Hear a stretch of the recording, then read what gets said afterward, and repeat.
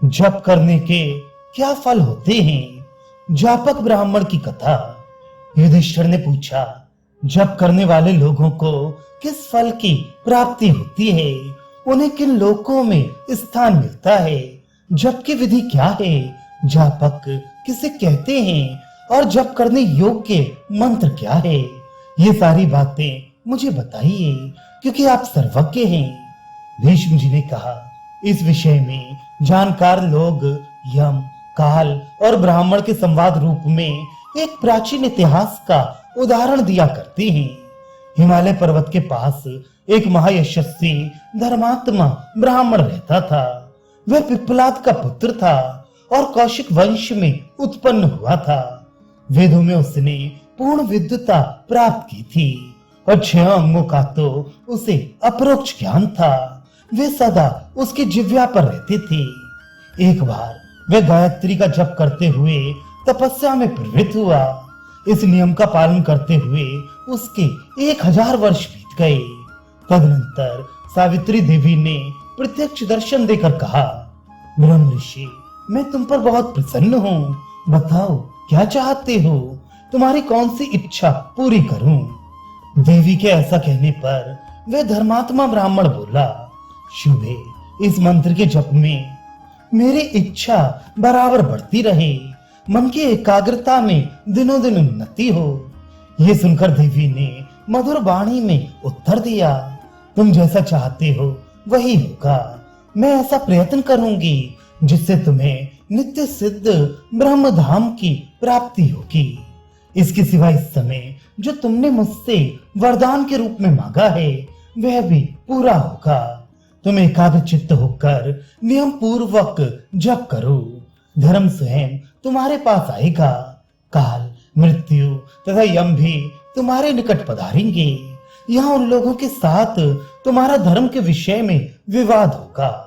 भीष्म जी कहते हैं, ये कहकर सावित्री देवी अपने धाम को चली गई। इधर वह सत्य प्रतिज्ञ ब्राह्मण भी 100 दिव्य वर्षों तक जप करता रहा। वह मन और इंद्रियों को सदा वश में रखता था, क्रोध को जीत चुका था और दूसरों के दोष को नहीं देखता था। इस प्रकार जब उसका नियम पूरा हो गया तो धर्म ने प्रसन्न होकर उसे प्रत्यक्ष दर्शन दिया और कहा, ब्राह्मण, मेरी ओर तो देखो, मैं साक्षात धर्म हूँ और तुम्हारा दर्शन करने आया हूँ। इस जप का जो कुछ फल तुम्हें प्राप्त हुआ है उसे सुनो। मनुष्यों और देवताओं को प्राप्त होने वाले जितने भी लोक हैं वे सब तुमने जीत लिए हैं। तुम देवलोक को लांघकर ऊपर के लोकों में पदार्पण करोगे। इसलिए मुनि, अब तुम अपने प्राणों को त्याग दो और जिन लोकों में जाने की इच्छा है वहां जाओ। इस देह को त्याग देने के बाद ही उन लोकों में जा सकोगे। ब्राह्मण ने कहा, धर्म, मुझे उन लोकों को लेकर क्या करना है? आप सुखपूर्वक अपने स्थान को जाइए। धर्म ने कहा, मुनिवर, तुम्हें शरीर का त्याग तो अवश्य ही करना चाहिए। इसके बाद स्वर्ग में जाओ या जैसी तुम्हारी रुचि हो वैसा करो। ब्राह्मण ने कहा, धर्म, मैं बिना देह के स्वर्ग में रहना नहीं चाहता। आप जाइए। मेरी स्वर्ग में जाने की तनिक भी इच्छा नहीं है। मैं यहीं गायत्री का जप करते हुए आनंद से रहूंगा। धर्म ने कहा, विप्रवर, यदि तुम शरीर छोड़ना नहीं चाहते तो देखो, ये काल, मृत्यु और यम स्वयं तुम्हारे पास आ रहे हैं। तदनंतर यम, काल और मृत्यु तीनों उस ब्राह्मण के पास आ पहुंचे। सबसे पहले यम देवता बोले, द्विजवर, मैं यम हूँ और ये कहने के लिए आया हूँ कि तुम्हारे उत्तम आचरण और कठोर तपस्या का फल तुम्हें प्राप्त हुआ है। काल ने कहा, मैं काल हूँ और ये सूचना दे रहा हूँ कि तुम्हें इस जप का बहुत उत्तम फल मिला है। यह तुम्हारे स्वर्गलोक चलने का समय है। मृत्यु ने कहा, धर्मज्ञ, मुझे मृत्यु समझो। मैं काल की प्रेरणा से तुम्हें यहाँ से ले चलने के लिए आया हूँ। ब्राह्मण ने कहा, सूर्य पुत्र यम, महात्मा काल, मृत्यु और धर्म का मैं स्वागत करता हूँ। बताइए, मैं आप लोगों की क्या सेवा करूं? यह कहकर ब्राह्मण ने उन सबको पाद्य अर्घ्य आदि निवेदन किया और प्रसन्नता पूर्वक पूछा, अब मुझे क्या किया है? इतने ही में तीर्थ यात्रा के लिए निकले हुए राजा इक्ष्वाकु जहां ये सब लोग एकत्रित हुए थे वहीं आ पहुंचे। राज ऋषि ने सबका पूजन और प्रणाम करके कुशल समाचार पूछा। तत्पश्चात ब्राह्मण ने भी राजा को आसन और पाद्य अर्घ्य देकर कुशल प्रश्न के बाद कहा, महाराज आपका स्वागत है, कहिए मैं अपनी शक्ति के अनुसार आपका कौन सा कार्य सिद्ध करूं? राजा ने कहा, मैं राजा हूं और आप ब्राह्मण, इसलिए आपको कुछ धन देना चाहता हूं। आपको जितने धन की आवश्यकता हो मुझसे मांगिए। ब्राह्मण ने कहा, राजन ब्राह्मण दो प्रकार के होते हैं, एक प्रवृत्ति मार्ग में चलने वाले और दूसरे निवृत्ति मार्ग का आश्रय लेने वाले। मैं अब प्रतिग्रह से निवृत्त हो गया हूँ। जो लोग प्रवृत्ति मार्ग पर चलने वाले हों उनको दान दीजिए, मैं तो अब दान लेता नहीं। हाँ, अपनी कुछ इच्छा हो तो बताइए, मैं आपको क्या दूं? अपने तपोबल से आपका कौन सा कार्य सिद्ध करूं? राजा ने कहा, यदि आप मुझे कुछ देना ही चाहते हैं तो पूरे 100 वर्षों तक जप करके आपने जिस फल को प्राप्त किया है वही दे दीजिए। ब्राह्मण ने कहा, ए मस्तु, आप मेरे जप का उत्तम फल स्वीकार कीजिए। राजा बोला, आपका भला हो, मैंने जो जप का फल मांगा है उसकी मुझे आवश्यकता नहीं है, इसलिए जाता हूँ। साथ ही एक बात पूछता हूँ, उसे बताइए, आपके इस जप का फल है क्या? ब्राह्मण ने कहा, इसका फल क्या मिलेगा ये मैं नहीं जानता, परंतु मैंने जो कुछ जप किया था वह आपको दे दिया। ये धर्म, यम, मृत्यु और काल इस बात के साक्षी हैं। राजा ने कहा, ब्राह्मण, यदि आप अपने जप का फल नहीं बतला सकते तो अज्ञात फल मेरे किस काम आएगा? मैं संदिग्ध फल नहीं चाहता, यह आप ही के पास रहे। ब्राह्मण ने कहा, राजन, अब तो मैं अपने जप का फल दे चुका, अब दूसरी कोई बात स्वीकार नहीं करूंगा। हम दोनों को अपनी अपनी बात पर दृढ़ रहना चाहिए। पहले जप करते समय कभी मैंने फल की कामना नहीं की थी, अतः इस जप का क्या फल होगा ये कैसे जान पाऊंगा? आपने दीजिए कहकर मांगा और मैंने देता हूं कहकर दे दिया। ऐसी दशा में अपनी बात को झूठी नहीं करूंगा। आप धैर्य धारण करके सत्य की रक्षा कीजिए। इस प्रकार स्पष्ट बताने पर भी यदि मेरी बात नहीं मानोगे तो आपको असत्य का महान पाप लगेगा। स्वयं यहाँ पधार कर आपने मुझसे जप के फल की याचना की और वह मैंने आपको अर्पण कर दिया, इसलिए अब आप सत्य पर डटे रहकर मेरे दिए हुए फल को स्वीकार कीजिए। झूठ बोलने वाले मनुष्य को न इस लोक में सुख मिलता है न परलोक में। वह अपने पूर्वजों को भी तार नहीं सकता, फिर आने वाली पीढ़ियों का तो उद्धार कर ही कैसे सकता है? परलोक में सत्य से जिस प्रकार जीव का उद्धार होता है उस तरह यज्ञ, दान और नियमों से नहीं। लोगों ने अब तक जितनी तपस्याएं की हैं और भविष्य में वे जितनी करेंगे, उन सबको अगर सैकड़ों और लाखों की तादाद में इकट्ठा किया जाए तो भी उनका महत्व सत्य से बढ़कर सिद्ध नहीं हो सकता। एकमात्र सत्य ही अविनाशी ब्रह्म है, सत्य ही अक्षय तप है, सत्य ही अविनाशी यज्ञ तथा सत्य ही सनातन वेद है। वेदों में सत्य की ही महिमा गाई जाती है। सत्य से ही श्रेष्ठ फल की प्राप्ति होती है। धर्म और इंद्रिय संयम की सिद्धि भी सत्य से ही होती है। सत्य के ही आधार पर सब कुछ टिका हुआ है। सत्य ही वेद, वेदांग, विद्या, विधि, व्रत और ओम का रूप है। सत्य के ही प्रभाव से प्राणियों का जन्म और उन्हें संतान की प्राप्ति होती है। सत्य के ही बल से हवा चलती, सूर्य तपते और आग जलती है। स्वर्ग भी सत्य पर ही स्थित है। यज्ञ, तप, वेद, स्तोभ, मंत्र तो सरस्वती, ये सब सत्य के ही स्वरूप हैं। मैंने सुना किसी समय धर्म और सत्य को तराजू पर रखकर तोला गया तो जिधर सत्य था उधर का ही पलड़ा भारी रहा। जहां धर्म है वहां सत्य है, सत्य से ही सबकी वृद्धि होती है। इसलिए राजन, आप भी सत्य पर ही दृढ़ रहिए, असत्य का बर्ताव ना कीजिए।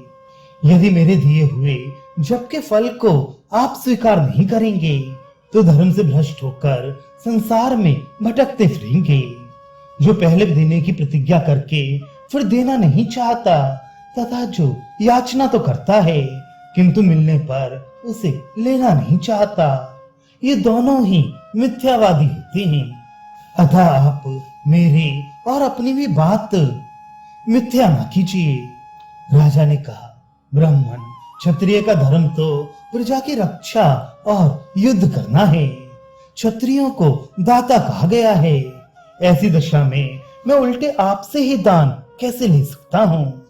ब्राह्मण ने कहा, राजन, दान लेने के लिए मैंने आपसे प्रार्थना नहीं की थी और ना मैं देने के लिए आपके घर ही गया था। आपने स्वयं यहाँ आकर मांगा है, अब लेने से इनकार क्यों करते हो?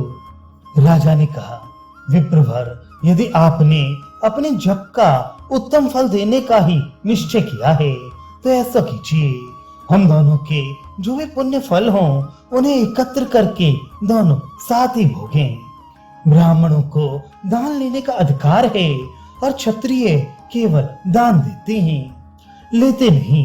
इस धर्म को आपने भी सुना होगा। अतः हम लोग साथ ही साथ दोनों के कर्म फलों का उपभोग करें, अथवा आपकी ऐसी इच्छा ना हो तो साथ रहकर कर्म फल भोगने की आवश्यकता नहीं है। उस अवस्था में मैं यही प्रार्थना करूंगा कि आप मेरे शुभ कर्मों का पूरा पूरा फल स्वीकार कर लें। यह आपका मेरे ऊपर महान अनुग्रह होगा। ब्राह्मण ने कहा, राजन, आपने मांगने पर मैंने जो कुछ देने की प्रतिज्ञा की है उसे ले लीजिए, क्योंकि वह मेरे पास आपकी धरोहर के रूप में रखा है। यदि नहीं लेंगे तो मैं आपको श्राप दे दूंगा। राजा ने कहा, जिसके कार्य का यहाँ ऐसा परिणाम निकला उस राजा के धर्म को धिक्कार है। अब तो मुझे आपके समान फलभागी होने के लिए ही ये दान स्वीकार करना है। आज से पहले किसी के सामने कुछ लेने के लिए मैंने हाथ नहीं फैलाया था, किंतु आज ऐसा करना पड़ा है। आप जिसे मेरी धरोहर मानते हैं वह दीजिए। ब्राह्मण ने कहा, राजन, मैंने गायत्री का जप करके जितना भी पुण्य संग्रह किया है वह सब आप ले लीजिए। राजा ने कहा, विप्रवर, मैं भी अपने हाथ में संकल्प का जल ले चुका हूँ। अब आप भी मेरा दान ग्रहण कीजिए, जिससे हम लोग साथ ही साथ रहकर समान फल के भागी हों। भीष्म जी कहते हैं, तदनंतर उस ब्राह्मण ने राजा का अनुरोध मान लिया और वहां आए हुए धर्म, यम, काल तथा मृत्यु का पूजन करके उन सबको प्रणाम किया। राजा और ब्राह्मण के उपयुक्त निश्चय को जानकर देवराज इंद्र भी बहुत से देवताओं और लोकपालों के साथ वहां उपस्थित हुए। साध्य, विश्वदेव, मरुदगण, नदी, पर्वत, समुद्र और तीर्थों का भी शुभागमन हुआ। तप, वेद, वेदांत, स्तोभ, सरस्वती, नारद, पर्वत, विश्वावसु, हाहा, हूहू, परिवार सहित चित्रसेन, नाग, सिद्ध, मुनि, प्रजापति तथा अचिंत स्वरूप भगवान विष्णु ने भी वहां दर्शन दिया। उस समय आकाश में भेरी और तुरही आदि बजने लगे, फूलों की वर्षा होने लगी। तदनंतर जापक ब्राह्मण और राजा इक्ष्वाकु दोनों ने एक ही साथ अपने मन को सब विषयों से हटा लिया।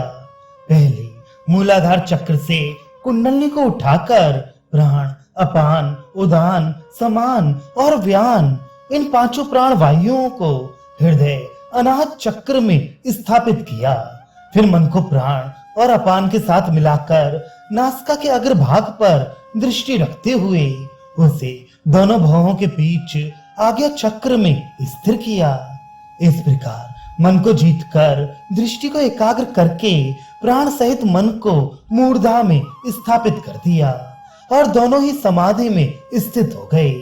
उस समय उनके शरीर हिलते डुलते नहीं थे, दोनों ही जड़ की भांति चेष्टाहीन हो गए थे।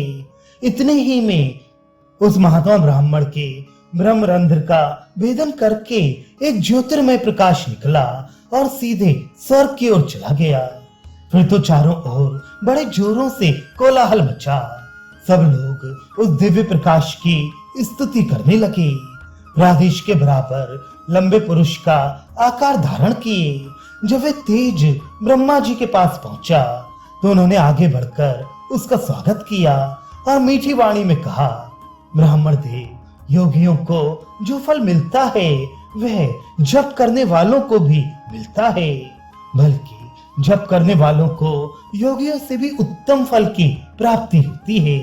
अतः अब तुम मुझ में निवास करो। आज्ञा पाकर वह ब्राह्मण तेज ब्रह्मा जी के मुख में प्रवेश कर गया। इसी प्रकार राजा इक्ष्वाकु भी भगवान ब्रह्मा जी में लीन हो गए। तब समस्त देवताओं ने ब्रह्मा जी को प्रणाम करके इस प्रकार कहा, भगवान, आपने जो उस ब्राह्मण का आगे बढ़कर स्वागत किया है, इससे जान पड़ता है जप करने वालों को योगियों से भी श्रेष्ठ फल मिलता है। इस जापक ब्राह्मण को सद्गति देने के लिए ही आपने ये सारा उद्योग किया था। हम लोग भी उसी को देखने के लिए यहाँ आए थे। आपने ब्राह्मण और राजा दोनों को एक सा आदर देकर समान फल का भागी बनाया है। आज हम लोगों ने जप के महान फल को अपनी आंखों देख लिया।